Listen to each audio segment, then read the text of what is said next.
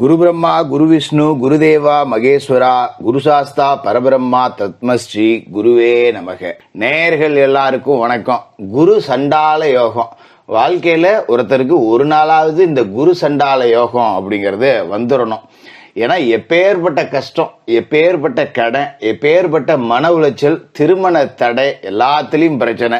இப்படி இருக்கக்கூடிய மொத்த பிரச்சனையும் குரு சண்டால யோகம் அப்படிங்கிறது உங்களுக்கு வந்துருச்சு அப்படின்னா அப்படியே படார்னு எல்லாம் தீர்ந்துடும். திரும்பி பார்த்தா நம்ம வாழ்க்கை பெரிய பாதாளத்திலிருந்து ஒரு பசுமையான இடத்துக்கு வந்த மாதிரி இருக்கும். அப்பேற்பட்ட உணர்வை கொடுக்கக்கூடியது, அப்பேற்பட்ட அரிதிலும் அரிதான ஒரு யோகம் அப்படிங்கிறது தான் குரு சண்டால யோகம். இப்ப உங்களோட ராசிக்கு குரு சண்டால யோகம் அப்படிங்கிறது கிடைக்க போகுது. இந்த குரு சண்டால யோகத்தால உங்களுக்கு என்ன நடக்க போகுது? அதாவது சனி கெட்டு போனாலும் சரி, குரு கெட்டு போனாலும் சரி, ராகு கெட்டு போனாலும் சரி, கேது கெட்டு போனாலும் சரி, குரு சண்டால யோகம் இருந்துருச்சு அப்படின்னா கெட்டவங்களும் நல்லது செய்வாங்க. நமக்கு துரோகம் செய்யணும்னு நினைச்சவங்க கூட மனம் திருந்தி வருவான். அப்பேற்பட்ட யோகம் உங்களுக்கு கிடைக்குது.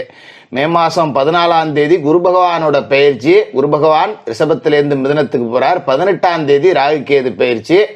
ராகு மீனத்திலேருந்து கும்பத்துக்கு வரார். அப்ப குருவால ராகு பார்க்கப்படுறார். இதுதான் குரு சண்டால யோகம். பல பேர் சொல்லுவாங்க குரு ராகு சேர்ந்து இருந்தாதான் குரு சண்டால யோகம்னு. அப்படி கிடையாது. குரு ராகு சேர்ந்து இருந்தாலும் குரு சண்டால யோகம், ராகுவை குரு பார்த்தாலும் குரு சண்டால யோகம். இந்த குரு சண்டால யோகம் மே மாசம் 18ஆம் தேதியிலிருந்து உங்களோட ராசிக்கு என்ன கொடுக்க போகுது அப்படிங்கிறத பார்ப்போம். மிதுன ராசி நேயர்களே, உங்களுக்கு இந்த குரு பகவானோட பயிற்சி எப்படி இருக்கு அப்படின்னு பார்த்தோம்னா, இதுவரைக்கும் உங்களோட ராசிக்கு 12வது வீட்டுல இருந்த குரு பகவான் இப்ப உங்களோட சொந்த ராசிக்கே வராரு. இப்ப ஜென்ம குரு அப்படிங்கிறவரு நல்லது செய்வாரா, பெரிய அளவுல நன்மைகள் நடக்குமா அப்படின்னு பாத்தீங்கன்னா, ஜென்ம குரு அப்படிங்கிறவரு ஒரு சுமார் அப்படின்னு தான் சொல்லணும். ஆனா ஏற்கனவே இருந்த 12ஆம் வீடு அப்படிங்கிறத விட இது மோசம் இல்லை. ஏன்னா 12ல குரு இருந்தார் அப்படின்னா விரய செலவுகள் அப்படிங்கறத கொடுத்திருப்பாரு, சுப விரய செலவுகள் அப்படிங்கறதையும் கொடுத்திருப்பாரு. நிறைய சுப விரய செலவுகள் கூட பண்ணிருப்பீங்க. சிலர் வீடு கட்டக்கூடிய யோகம் கூட வந்திருக்கும். ஏன்னா வீடு கட்டினதுல கொஞ்சம் கடனை வாங்கி கூட வச்சிருந்திருப்பீங்க. கடனை அடைக்கிறதுக்கு இப்ப போராடிக்கிட்டு இருக்கணும். இல்லைன்னா பிள்ளைகளுக்கு திருமணம் செஞ்சு வச்சிருந்திருப்பீங்க. ஏதாவது சுப விரய செலவுகள் அப்படிங்கறத குரு கொடுத்திருப்பாரு. அப்படி இல்லைன்னா வருமானமே இல்லாம நம்மள முடக்கி போட்டு வச்சிருந்திருப்பாரு. ஒண்ணு காசு வந்திருக்கணும், 10 ரூபா வந்து 15 ரூபாயா செலவு பண்ணி 5 ரூபா கடன்ல இருக்கணும். இல்ல வந்ததே 5 ரூபா தான், எனக்கு செலவு 7 ரூபா ஆகிப்போச்சு, அதுல ஒரு 2 ரூபா மீதி கடன் இருக்கு அப்படிங்கிற மாதிரி ஆயிருக்கணும். சுபவிரய செலவுகளை கொடுத்தாலும் சரி, வருமான பற்றாக்குறையை கொடுத்தாலும் சரி, கடனோட தான் குரு பகவான் விட்டு கொடுத்துருக்காரு. அப்ப குரு 12க்கு வந்து நான் கடன்காரனானது தாண்டா மிச்சம் அப்படிங்கிற மாதிரிதான் மிதுன ராசிக்காரர்களோட நிலை அப்படிங்கிறது இருக்கு. இப்ப சித்திரை மாசம் 31ஆம் தேதி விசுவாவசு வருஷத்துக்கு 2025 மே 14ஆம் தேதி குரு பகவான் உங்களோட சொந்த ராசிக்கு வரார். இப்ப ஜென்ம குரு அப்படிங்கிறவரு பெருசா நன்மைகள் செய்ய மாட்டாரு. சராசரியான ஒரு வாழ்க்கை. ஏதோ 10 ரூபா நான் கஷ்டப்படுறேன், 10 ரூபாய் கிடைச்சது, வேலைக்கு போனேன், சம்பாதிக்கிறேன், நான் உழைக்கிறேன், நான் சம்பாதிக்கிறேன், நான் சாப்பிட்றேன், யாரும் எனக்கு கொடுத்து உதவும் ஆள் கிடையாது, இன்னொருத்தண்டு கொடுத்து விடுற அளவுக்கு எனக்கு தெம்பும் கிடையாது சாமி, அப்படியே இருந்து கொடுத்துட்டு உதவுனாலும் கூட அவன் தான் நம்மள ஆளா முதல குத்துறான், நம்ம உண்டு நம்ம பொழப்பு உண்டுன்னு இருக்கிறதாண்டா நல்லது அப்படிங்கிற மனநிலை தான் உங்களுக்கு இப்ப இருக்கும். அதே காலகட்டத்தில் பாத்தீங்கன்னா குரு பகவான் வந்து இருக்கிற இடத்தை விட பார்க்கிற இடத்தால நன்மைகள் அப்படிங்கிறத கூடுதலா செய்வாரு. அதோட முக்கியமான விஷயம் என்ன அப்படின்னு பாத்தீங்கன்னா, இப்ப சனி பகவான் உங்களோட ராசிக்கு 9வது வீட்டுல இருந்து 10வது வீட்டுக்கு இப்ப வந்திருக்கார். 10ல் சனி, அதாவது தொழில் ஸ்தானத்துல சனி இருக்காரு அப்படின்னா தொழிலை நோக்கி உங்களோட வைப்பாரு.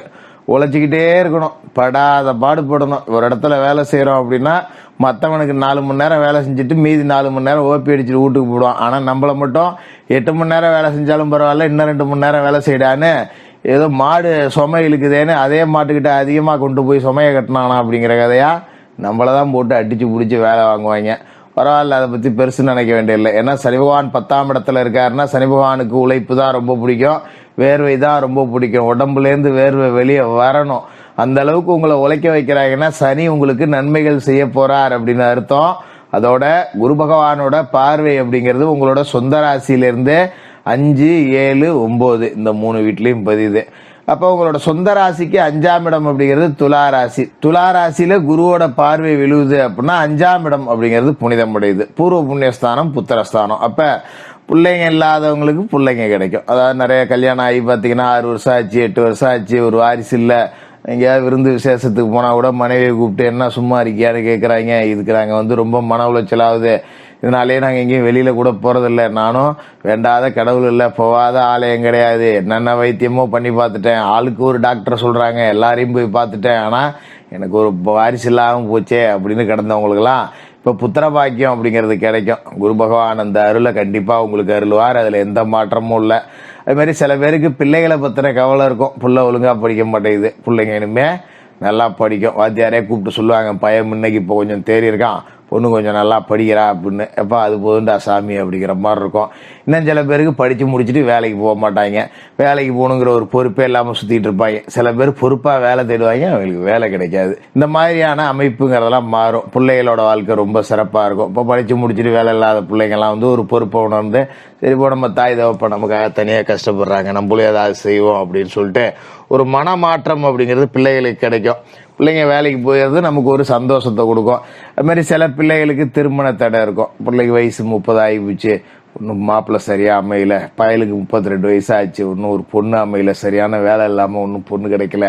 இப்படி இருந்து அந்த திருமண தடை, உங்களோட பிள்ளைகளோட வாழ்க்கையில் இருந்த திருமண தடையெல்லாம் நீங்கி பிள்ளைகள் நல்லபடியாக இருப்பாங்க. அதோட முக்கியமான விஷயம், திருமணத்துக்கு பிறகு கூட பிள்ளைகள் சில பேருக்கு வந்து மன வாழ்க்கை சரியா அமையல, ஒரு மனஸ்தாபத்தில் ஓடிக்கிட்டு இருக்கு, மோளுக்கும் மருமோனுக்கும் சண்டை, மகனுக்கும் மருமகளுக்கும் சண்டை, இந்த மாதிரி உங்களோட பிள்ளைகள்ல இருந்துன்னு சரியாயிடும், கவலைப்பட வேண்டியதில்லை. அதோட உங்களோட பூர்வீக சொத்து தொடர்பான வில்லங்க எல்லாம் தீரும். 5ஆம் இடம் அப்படிங்கிறது பூர்வ புண்ணியஸ்தானம். அப்போ பூர்வீக சொத்துல ஏதாவது வம்பு வழக்கு கேஸு கோர்ட்டு அழைச்சிக்கிட்டு இருந்தீங்கன்னா இப்போ தீர்ப்பு உங்களுக்கு சாதகமாக கிடைக்கும். பூர்வீக சொத்தை பாகம் பிரிக்கிறது, இல்லை ஒரு பங்குல கூரை போட்டு விற்றுவிட்டு ஏதோ அதை வச்சு பொழைப்போம், ஒரு பாகத்தை விற்றுவிட்டு, இல்லை ஒரு கடையை கட்டி வீடை கட்டி வாடகைக்கு விடுவோம், இந்த மாதிரியான அமைப்பெல்லாம் இருந்ததுன்னா தாராளமாக செய்யலாம். இதுக்கு நேரம் ரொம்ப நல்லா இருக்கு. அதோட ராசிக்கு 7வது வீட்லேயும் குரு பார்வை அப்படிங்கிறது விழுவுது. இதுதான் திருமண தடை அப்படிங்கிறத நீக்கக்கூடிய அமைப்பு, பிரிந்த கணவன் மனைவி ஒன்று சேரக்கூடிய அமைப்பு. இது எல்லாத்தையும் நீங்கள் சரியாக பயன்படுத்திக்கலாம். அதோட ஒரு இடத்துல வேலையில் இருக்கேன், பல வருஷமாக வேலை செஞ்சுட்டு எப்படி தான் இன்னொருத்தனுக்கே நாமளும் முட்டி அடிச்சுக்கிட்டு இருக்கிறது, நமக்குன்னு 10 ரூபா எப்போ தான் நம்ம சேர்த்து வைக்க போகிறோம், இன்னும் ஒரு தனியாக ஏதாவது தொழில்களில் தொடங்கணும் அப்படின்னு நினைக்கிறவங்களுக்கெல்லாம் இப்போ வேலையை விட்டுட்டு ஒரு சொந்த தொழில் தொடங்கக்கூடிய யோகம் அப்படிங்கிறது இருக்கு.